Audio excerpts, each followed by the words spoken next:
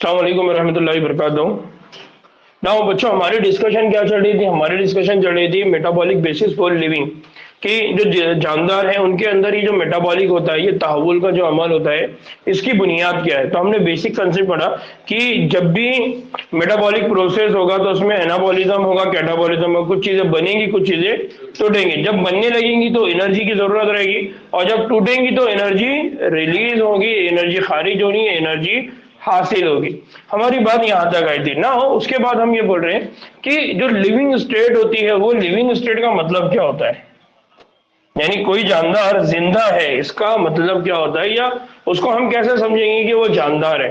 तो living state का मतलब क्या होता है, यानी हमको ये बहुत बेसिक कंसेप्ट है जिसको समझना पड़ेगा कि जानदार हालत का मतलब क्या होता है। यानी हम जब ये कहते हैं कि आपके पास एक इंसान है और एक पत्थर है, तो पत्थर और इंसान में ऐसा क्या डिफरेंस है? तो हमने कहा कि बेसिक डिफरेंस तो ये है कि पत्थर के अंदर कोई मेटाबॉलिज्म नहीं होता, ना कोई चीज बनती है ना कोई चीज टूटती है, लेकिन जानदार के अंदर ये चीजें होती है ना। हो अब इसको समझने की हम लोग कोशिश कर रहे हैं कि क्या होता है कि किसी भी जानदार के अंदर हम बात करते हैं तो उस उज़्व में पाए जाने वाले हजारों कीमियाई मुरक्कबात, हजारों कीमियाई मुरक्कबात यानी केमिकल सब्सटेंसेस, जो क्या होते हैं, या हम उसको बोलेंगे तावुली मुरक्कबात, या हमने उसको पहले क्या पढ़ा था, हयाती सालमात यानी मैक्रोमोलिक्यूल, चाहे वो बायो मैक्रोमोलिक्यूल हो चाहे वो बायो माइक्रोमोलिक्यूल हो, उन सबको मिलाकर यहाँ बात हो रहे हैं। तो इन सबका क्या होता है,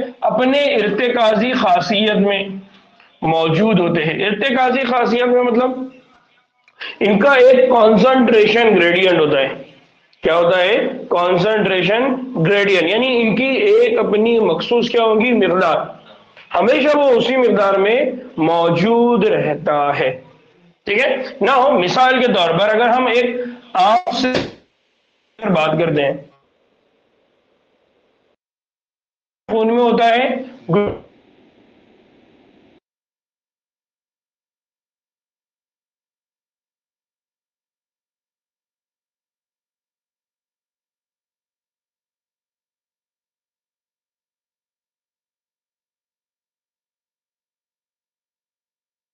पानी में,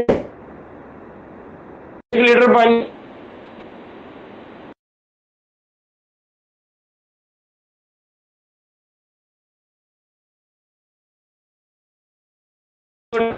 आमतौर पे मिसाल के कहते हैं तो ग्लूकोज की एक सेवन चाहिए 4.2 मिली मोलार पर लीटर या 6.1 मिली मोलार पर लीटर, ये ग्लूकोज रहना चाहिए। जबकि हार्मोन का नैनोग्राम 1 मिलीलीटर, यानी वो कितना होना चाहिए, हार्मोन जो होना चाहिए, हार्मोन कितना होना चाहिए, हार्मोन होना चाहिए 1 नैनोग्राम, 1 नैनोग्राम पर मिलीलीटर। कितना होना चाहिए पर मिलीलीटर? तो हम ये कह रहे हैं कि इसकी स्पेसिफिक क्वांटिटी इतना ही उसका इर्तिकाब होना चाहिए, उससे ज्यादा भी नहीं, उससे कम भी नहीं। ना हम क्या कहते हैं कि किसी हयाती निजाम की सबसे अहम खुसूसियत ये है कि सभी जानदारों में ये हालत हमेशा मुतवाजन यानी स्टेडी स्टेट में होती है, और इनमें सभी तहव्वुली मुरक्कबात यानी मेटाबॉलिक प्रोडक्ट जो होंगे या मेटाबॉलिक मादे होंगे, वो अपनी मखसूस इर्तिकाज में पाए जाते हैं। यानी हमेशा हम ये बोलेंगे कि अगर हयातियाती निजाम है तो हयातियाती निजाम क्या करेगा, उसको मेंटेन करके रखेगा। हमेशा वहां पर क्या रहेंगी, तवाजुन कायम रहेगा।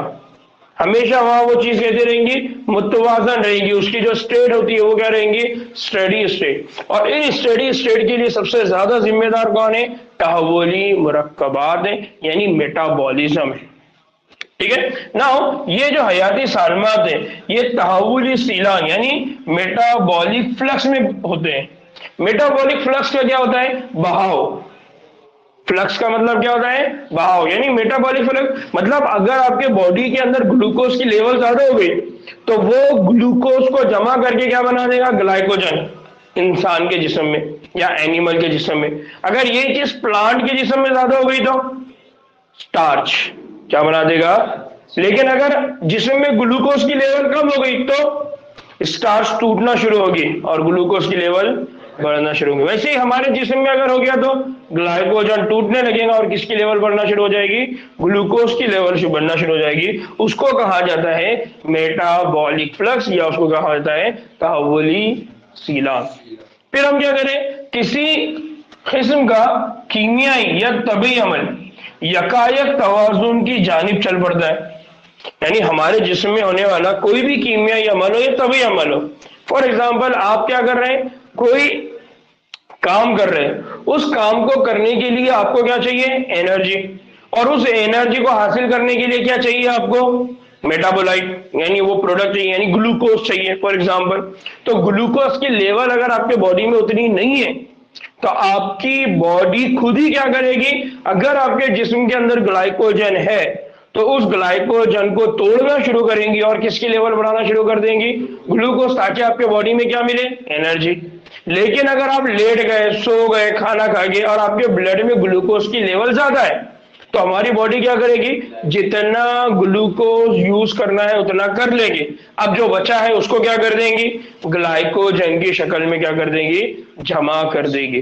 तो इसी को कहा जा रहा है कि किसी भी किस्म का हमारे जिस्म में होने वाला कीमियाई अमल हो या तबी अमल हो, या वो क्या करेगा, तवाजुन की जानिब क्या करेगा, चल पड़ता है। यानी ग्लूकोज अगर ज्यादा है तो ग्लूकोज अपनी नॉर्मल हालत में आ जाएगी, अगर ग्लूकोज की लेवल कम है तो ग्लाइकोजन का ब्रेकडाउन होगा और ग्लूकोज की नॉर्मल हालत आ जाएंगी, यानी उसकी अपनी स्पेसिफिक क्वांटिटी क्या हो जाएगी, बराबर हो जाएगी। समझ में आया कंसेप्ट। तो ये हमारे जिस्म की कौन सी स्टेट है, जानदार हालत, स्टेडी स्टेट। तो हमेशा हमारे जिस्म में क्या मेंटेन होता है, तवाजुन। क्या मेंटेन होता है, तवाजुन। नाउ हालत मुतवाजन एक गैर नॉन इक्विलिब्रियम हालत है, यानी अगर आप इक्विलिब्रियम हालत में आ जाते हैं, यहां पर क्या है, हालत मुतवाजन एक क्या है, गैर तवाजुनी यानी नॉन इक्विलिब्रियम हालत है, यानी हमेशा आपके जिस्म में तवाजुन मेंटेन करने के लिए क्या होते रहेंगी, चीजें मुतवाजन होगी, या उनकी जो तवाजुनी हालत है वो क्या हो जाएगी, डिस्टर्ब। हमेशा ग्लूकोज की लेवल को 4.2 से 6.1 मेंटेन करने के लिए क्या होगा, कभी 6 से ऊपर चले जाएगी, कभी 6 से नीचे आएगी। 6 से नीचे आई मतलब मुतवाजन हालत है, लेकिन 6 से ऊपर चले गई तो गैर तवाजुनी, 4 से नीचे चली गई तो गैर तवाजुनी, फिर 4 के ऊपर आ गई तो तवाजुनी हालत। तो ये जो हालत है, ये तवाजुन की हालत दो मुतवाजन या दो गैर तवाजुनी हालत के बीच में कंटिन्यूअस क्या रहेगी, चलते रहेगी ना। तबीयत के नुक्ते नजर से, यानी अगर फिजिक्स के नुक्ते नजर से हम बात करते हैं तो हमें यह मालूम होना चाहिए कि कोई भी निजाम तवाजुन की हालत में कोई काम नहीं कर सकता। आपने क्या करे, आपके बॉडी में अगर ग्लूकोज की लेवल एक लेवल पे अच्छी हो गई तो अब आपकी जो हालत है, आपका जो बॉडी है वो बहुत सारे काम नहीं। अगर आपके बॉडी के अंदर बहुत कम ग्लूकोज है या बहुत ग्लूकोज ज्यादा है, दैट टाइम आपकी बॉडी के अंदर कुछ ना कुछ वर्क होगा। लेकिन अगर वो मुतवाजन तवाजुन वाली कैफियत में आ गई तो आपके पास कोई काम, यानी हम जिसको रिलैक्स बोलते हैं, वो रिलैक्स हालत क्या है, तवाजुन, यानी सुकून की हालत में। तो सुकून की हालत में कोई काम नहीं हो सकता। तो वैसे ही हमारे जिस्म के अंदर भी जितने भी निजाम हमारे जिस्म में चल रहे हैं, अगर वो तवाजुन की कैफियत में आ जाए, सुकून की हालत में अगर आ जाए तो वो काम नहीं कर सकते। जैसा कि जानदार उज़्व लगातार क्या करते रहते हैं, काम करते रहते हैं, तो इनके लिए तवाजुन की हालत मुतवाजन है ताकि वो क्या कर सके, काम कर सके। यानी तवाजुन का मतलब यहां पर क्या है, गैर तवाजुन की कैफियत, यानी हमेशा ग्लूकोज की लेवल या तो ज्यादा रहना या तो ही वो क्या करता रहेगा, फंक्शन, काम करता रहेगा। तो यहां पर बहुत इंपॉर्टेंट है, इसको याद रखना है। फिर जानदार जो होते हैं, अमलियात अपने आप को तवाजुन से बचाने की क्या करते हैं, लगातार कोशिश। जितने भी जानदार है जो उनके अमलियात अपने आप को क्या करते हैं, वो तवाजुन की कैफियत में आने के नहीं देते, ताकि क्या हो जाए, अगर वो तवाजुन की कैफियत में आ जाएगा तो वो क्या हो जाएगा, रिलैक्स, काम नहीं करेगा। ये तवानाई के खर्च के जरिए क्या होती है, मुमकिन होती है, यानी वो अपने आप को क्या करेगा, मेंटेन करने की, तवाजुन की हालत में लाने की अगर कोशिश करता है तो उसको क्या खर्च करना पड़ेगा, तवानाई खर्च करना पड़ेगा, यानी क्या करना पड़ेगा, एनर्जी खर्च करना पड़ेगा। तहव्वुल या मेटाबॉलिज्म तवानाई पैदा करने के लिए तरीक़ेकार क्या करता है, फराहम करता है। तो ये जो मेटाबॉलिज्म है, ये जो तहव्वुल है, बेसिकली क्या करेगा, हमारे जिस्म में तवानाई बनाने के लिए मौका देगा। जैसे हमने कहा कि एनाबॉलिज्म होगा, तो एनाबॉलिज्म में क्या होगा, तवानाई का इस्तेमाल। कैटाबॉलिज्म होगा तो तवानाई बढ़ेगी। अब अगर ये दोनों भी प्रोसेस रुक गए तो काम ही नहीं होगा, ना तवानाई खर्च होगी ना तवानाई बनेगी। और हमने पहले ही कहा कि यहाँ पर ये जितनी भी रिएक्शन होती है सब एक दूसरे से जुड़ी हुई है। कहीं पर अगर तवानाई खर्च हो रही है तो दूसरी जगह तवानाई क्या हो रही है, बन रही है। समझ में आ रहा है? तो ये सारे प्रोसेस एक दूसरे से क्या होते हैं, जुड़े हुए। जैसा मेरे जिस्म में अगर अभी डाइजेशन चल रहा है, हाजमे का अमल अगर चल रहा है और मेरे सेल के अंदर अभी ग्लाइकोलाइसिस चल रही है, तो मेरे जिस्म के अंदर तवानाई क्या हो रही है, बन रही है। और जब मैं बोल रहा हूं, बात कर रहा हूं, तो मेरी तवानाई क्या हो रही है, खर्च हो रही है। तो एक जगह तवानाई बनने का अमल, एक जगह तवानाई खर्च करने का अमल चालू है। अगर ये दोनों भी अमल स्टॉप हो जाए तो काम ही नहीं होगा। मैं आराम से फिर चेयर पे बैठा हुआ सो जाऊंगा। हो सकता है ये कल तुम ले आए के दफना भी देख। समझे बात को? हाँ, मतलब बता रहा हूं, अब तुम लोगों के ऊपर डिपेंड है क्या करते हैं ना। ना इसीलिए इसीलिए जानदार हालत और तहव्वुल या मेटाबॉलिज्म एक दूसरे के हम माने हैं या मुतरादिफ है। यानी अगर कोई जिंदा है तो उसका मतलब उसके जिस्म में क्या चालू है, तहव्वुल। अगर कोई जिंदा है तो उसके जिस्म में क्या चालू है, मेटाबॉलिज्म चालू है। ठीक है, तहव्वुल के अंदर हालत मुमकिन नहीं है, यानी मुतरादिफ है। इसका मतलब ये है कि क्या है वो, बगैर तहव्वुल के अंदर हालत मुमकिन नहीं है। कौन सी, जानदार हालत। कौन सी हालत, जानदार हालत। इसका मतलब है अगर आपके जिस्म में तहव्वुल है, अगर आपके जिस्म में क्या है, मेटाबॉलिज्म चालू है, इसका मतलब आप क्या है, जानदार है, या आप क्या है, जिंदा है, या आप कौन सी स्टेज में है, लिविंग स्टेट में है। बस समझ में। इसीलिए आप देखो कि वो लोग जो कुछ बड़ा काम करते हैं, वो बड़ा काम करने वाले कभी भी कंफर्ट जोन में नहीं रहते। कंफर्ट जोन में मतलब सुकून। वो हमेशा मुश्किलात में घिरे होते हैं, हमेशा परेशानियों में घिरे होते हैं। अगर परेशानियां नहीं आए तो वो ओढ़ के लेते हैं। ओढ़ के लेने वाले वो अलग हो गए। ये लीडर टाइप के लोग होते हैं जो काम करना चाहते हैं। आज काम नहीं है, चलो कल दूसरे दिन जैसे सुबह उठेंगे तो अपना काम खुद, अपना टास्क डिसाइड करेंगे कि यार मैं ये करने वाला हूं। तो जो अपना टास्क डिसाइड करते हैं, जो लोग कंफर्ट जोन में चले जाते हैं, अच्छा खाने के लिए, अच्छा रहने के लिए, अच्छा सोने के लिए, वो कोई बड़ा काम, तो वो जिंदा नहीं है, वो मुर्दा है। भले ही हमारे हिसाब से वो जिंदा है, लेकिन वो जिंदा। तो ये बहुत बेसिक कंसेप्ट है। ये जो हालत है सुकून की या लिविंग स्टेट की जो बात हो रही है ना, ये तहव्वुल की, यानी कोई आदमी अगर काम कर रहा है तो इसका मतलब वो जिंदगी की हालत में, वो मेहनत कर रहा है तो इसका मतलब वो जिंदा है। लेकिन कोई ऐसी काहिल सुस्त बैठा हुआ कोई काम नहीं कर रहा तो वो क्या है, मुर्दा है। तो ये सेम मेटाबॉलिज्म उसी चीज को समझा रहा है कि हमारे जिस्म में अगर कंटिन्यूअसली कैटाबॉलिज्म, एनाबॉलिज्म, ये प्रोसेस चल रहा है, हमारे जिस्म के अंदर ये सारे मेटाबॉलिक प्रोडक्ट का तवाजुन अगर डिसबैलेंस है, डिस्टर्ब है, ऊपर नीचे हो रहा है, इसका मतलब आप क्या है, जिंदा है। समझ में आ रहा है? हाँ, मतलब आपके जिस्म में अगर मेटाबॉलिज्म नहीं हो रहा है तो आप क्या हो गए, मुर्दा।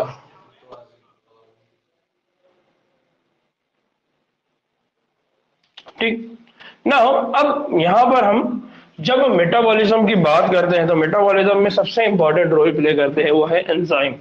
इसलिए अब हम जो नया टॉपिक स्टार्ट कर रहे हैं वो क्या है, एंजाइम्स, या जिसको हम क्या कहते हैं, खामिरे। ठीक है ना। मैं बार बार आपको जब भी एंजाइम बोलता रहा तो मैं आपको बोलता रहा कि जो एंजाइम होते हैं, तो तकरीबन सारे जो खामिरे होते हैं, जो एंजाइम होते हैं, वो क्या होते हैं, प्रोटीन। तो मैं बार बार बोलता रहा कि एंजाइम, एंजाइम का नेचर क्या है, एंजाइम की फितरत क्या है। मैं बार बार बोलता रहा क्या है, प्रोटीन। ठीक ना। कुछ न्यूक्लियाई तेजाब, न्यूक्लियाई तेजाब मतलब इमरान, हाँ, न्यूक्लिक एसिड। न्यूक्लिक एसिड कितने टाइप के हैं, कौन कौन से? न्यूक्लिक एसिड कौन कौन से?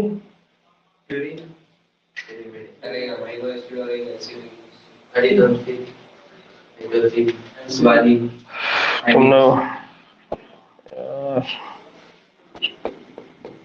न्यूक्लिक एसिड, मंसूर मियाँ ठहर जाओ तो।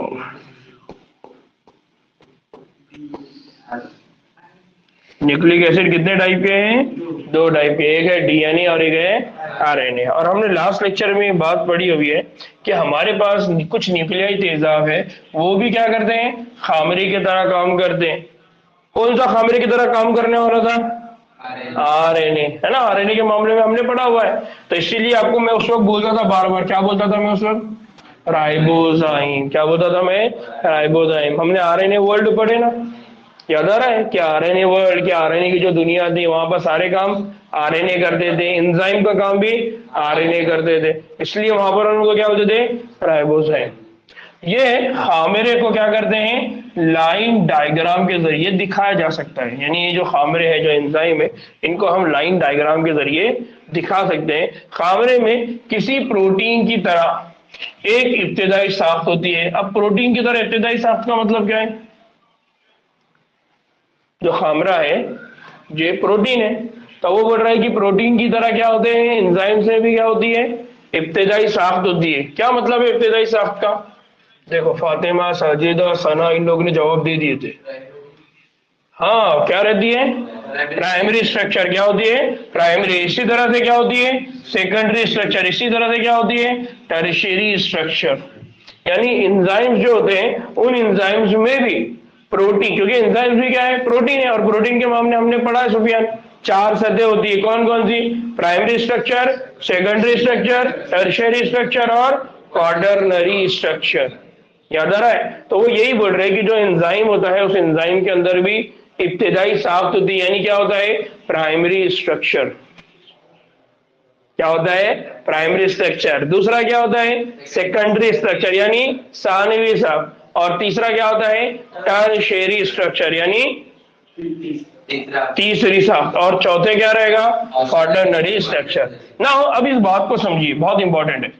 जब हम तीसरे दर्जे की साख्त देखेंगे तो हमें क्या पता चलता है? हमें ये पता चलता है कि जो प्रोटीन है, प्रोटीन का बैकबोन आड़े तिरछे तरीके में, प्रोटीन का जो बैकबोन है यानी प्रोटीन की जो साख्त है, उस साख्त के अंदर क्या दिखाई देते हैं? आड़े तिरछे तरीके में अपने आप ही में क्या हो जाता है? बंध रहा है।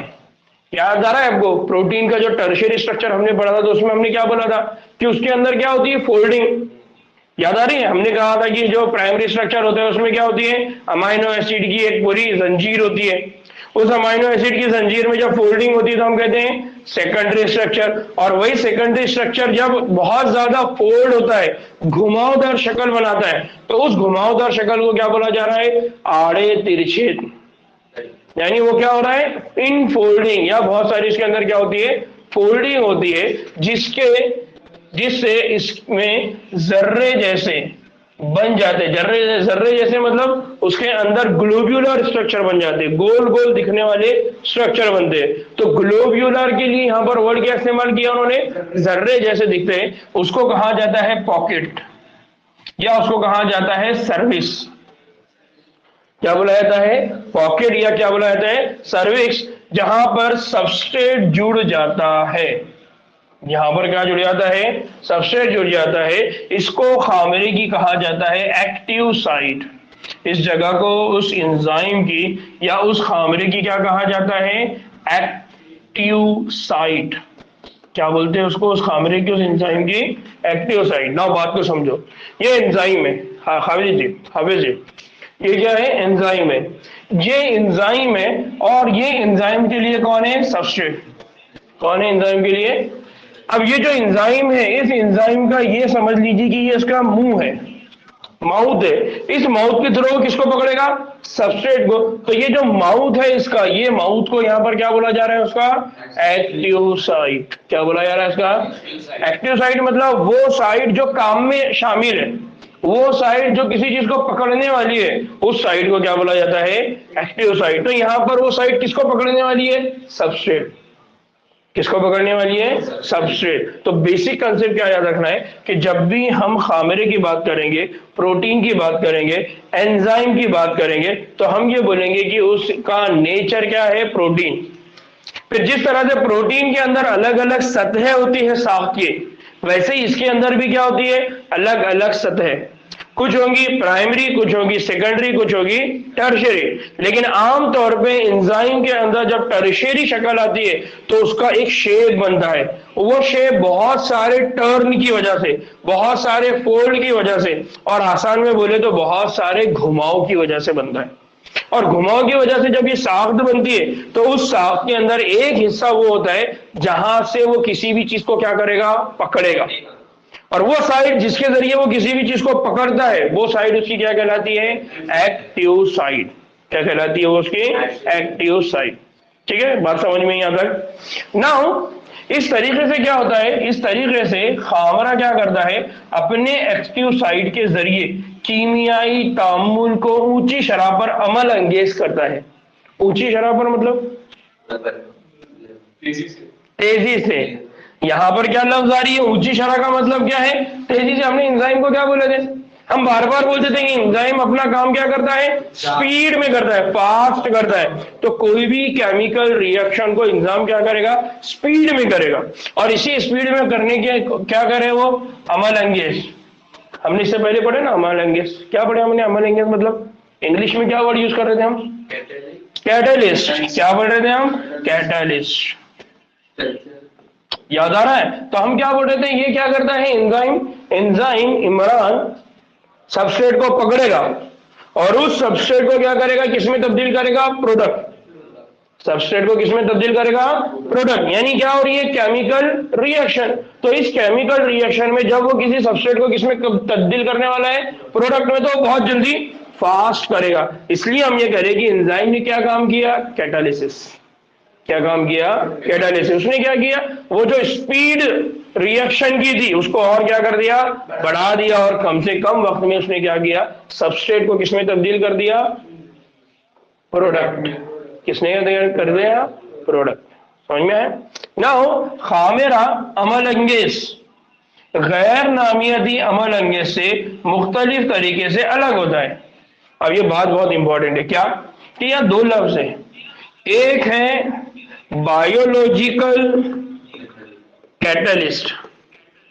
कौन है? Biological catalyst. और दूसरा कौन है? Inorganic catalyst. कौन सा है? Inorganic catalyst. ना ये दोनों भी कैटलिस्ट है। दोनों भी कैटलिस्ट है मतलब रेट ऑफ रिएक्शन को क्या करेंगे? बढ़ा देंगे। कीमियाई तामुल की जो शरह है, कीमियाई तामुल की जो स्पीड है, उसको क्या कर देंगे? बढ़ा देंगे। अब ये कीमियाई तामुल की स्पीड को, शरह को, रफ्तार को बढ़ाने वाला जो है उसको हम क्या कहते हैं? कैटलिस्ट। लेकिन इसका मतलब है कि कैटलिस्ट दो तरह के। एक कैटलिस्ट वो है जिसको आप क्या करें? बायोलॉजिकल। दूसरा है इसको आप क्या करें? Inorganic catalyst. लेकिन एक बड़ा फर्क जो है, जो काबिल जिक्र है, वो क्या? कि जो गैर नामियाती अमल अंगेज है, यानी गैर नामियाती जो कैटलिस्ट है, ऊंचे दर्जे हरारत और ऊंचे दबाव पर क्या करता है? काम करता है। यानी उसको ऊंचा दर्जा है, उसको टेम्परेचर ज्यादा चाहिए, प्रेशर ज्यादा चाहिए। जबकि अगर हम खामरे की बात करेंगे, जिसको हम क्या बोल रहे हैं इमरान? Biological catalyst. क्या बोल रहे हैं इमरान? कंफर्ट मत बैठो, जरा उठो जरा वहां से। हाँ ऐसा टेका लगा, हाँ ऐसा इज्जत से बैठो। तो अगर ऊंचे जो कैटलिस्ट है, कौन सा वाला catalyst? Inorganic catalyst. Inorganic catalyst को क्या लगता है? ऊंचा दर्जा यानी टेम्परेचर ज्यादा लगता है, वैसे ही दबाव भी ज्यादा लगता है। जबकि बायोलॉजिकल कैटलिस्ट, जिसको हम क्या करें? खामिरे, या हम क्या कहते हैं उसको? एंजाइम, अगर उसको ऊंचे दर्जे हरारत पर रखते हैं तो वो क्या हो जाता है? जाया हो जाता है। यानी वो क्या हो जाता है? खत्म, वो मर जाता है। यानी कितने डिग्री सेल्सियस की बात हो रही है? 40 डिग्री सेल्सियस से ऊपर।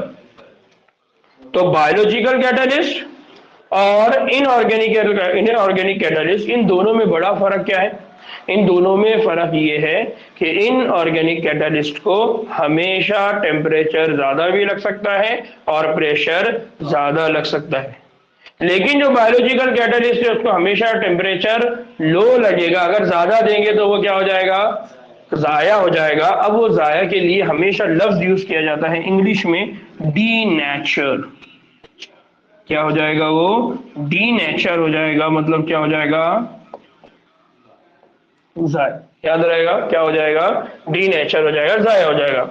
हालांकि वो खामरे जो इन उज़्व यानी जानदारों से निकाले जाते हैं, कौन से जानदारों से निकाले जाते हैं? जो आमतौर पर बहुत ऊंचे दर्जे हरारत पर जिंदा रहते हैं, कायम रहते हैं और अपनी अमल अंगेज ताकत को बहुत ऊंचे दर्जे हरारत, मसलन कितना 80 से लेके 90 डिग्री सेल्सियस पे क्या करते देखते हैं? बनाए रखते हैं। कुछ ऐसे भी हमारे पास जानदार है यानी बैक्टीरिया। अब बैक्टीरिया कहाँ मिलते हैं आपको? बैक्टीरिया मिलते हैं आपको थर्मल स्प्रिंग या आपको मिलते हैं वॉल्केनिक, यानी जहां से आपको क्या है? लावा। तो ऐसी जगह पे टेम्परेचर क्या होता है? बहुत ज्यादा होता है। अब ऐसी जगह पर अगर कोई बैक्टीरिया अगर आपको मिल रहा है, इसका मतलब क्या है?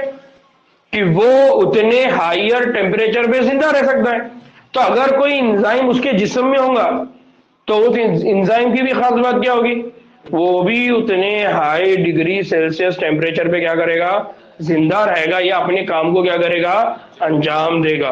तो बेसिक कंसेप्ट याद रखना है कि आम तौर पर बायोलॉजिकल जो कैटालिस्ट है उनको अपने काम करने के लिए दर्जे हरारत कम चाहिए, लेकिन कुछ ऐसे भी जानदार हैं और उन जानदारों के अंदर ऐसे भी खामरे हैं जो बहुत ज्यादा दर्जे हरारत पर भी क्या रहते हैं?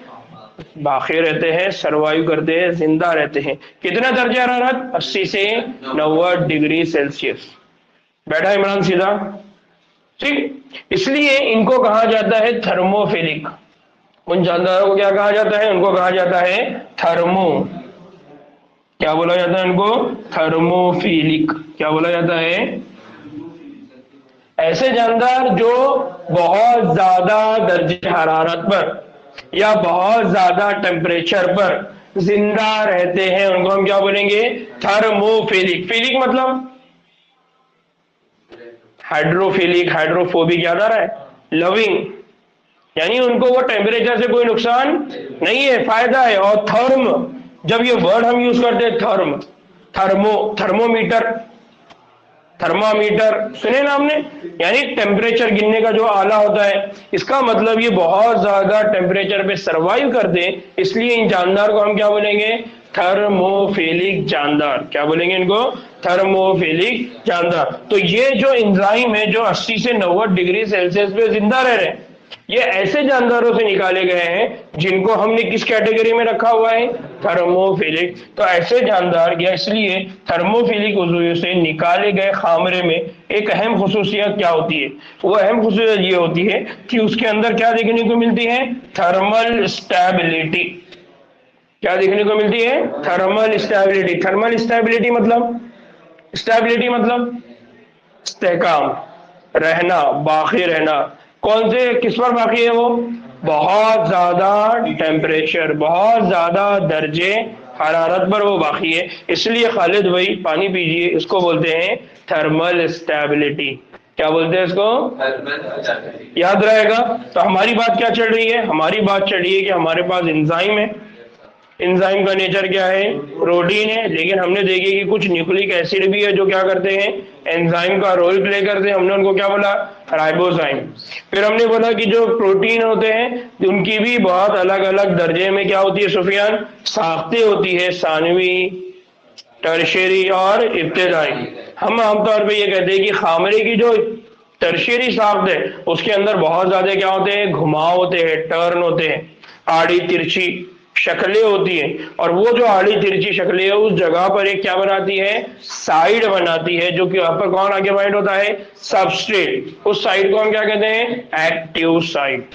फिर हम ये कह रहे हैं कि जो भी खामरे होते हैं वो खामरे क्या करते हैं? उनकी जो एक्टिव साइट होती है वो एक्टिव साइट क्या करती है? किसी भी केमिकल रिएक्शन किसी भी कीमियाई तामुल, उसकी जो स्पीड है इमरान, क्या है इमरान?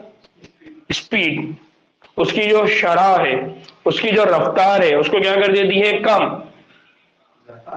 क्या कर देती है? बढ़ा देती है। उसके नतीजे में जो रिएक्शन है वो बहुत कम वक्त में क्या हो जाएगी? कंप्लीट हो जाएगी।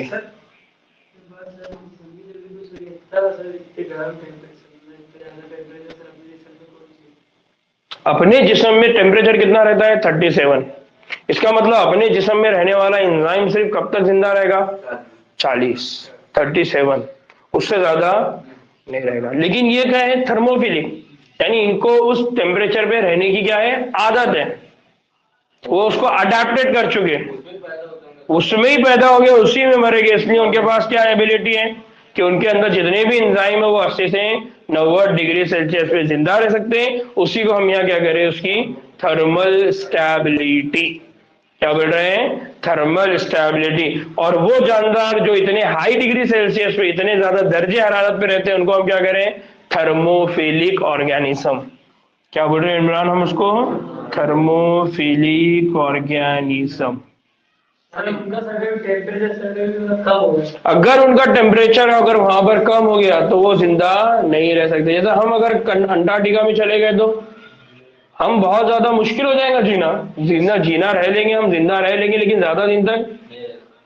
समझ में आ रहा है? ऐसे अगर किसी रेगिस्तान में चले गए तो पानी पानी बोलकर हम कुछ दिनों के बाद भी चले जाएंगे। समझ रहा है? कुंज खेड़ा में आया तो क्या होगा इमरान हमारा?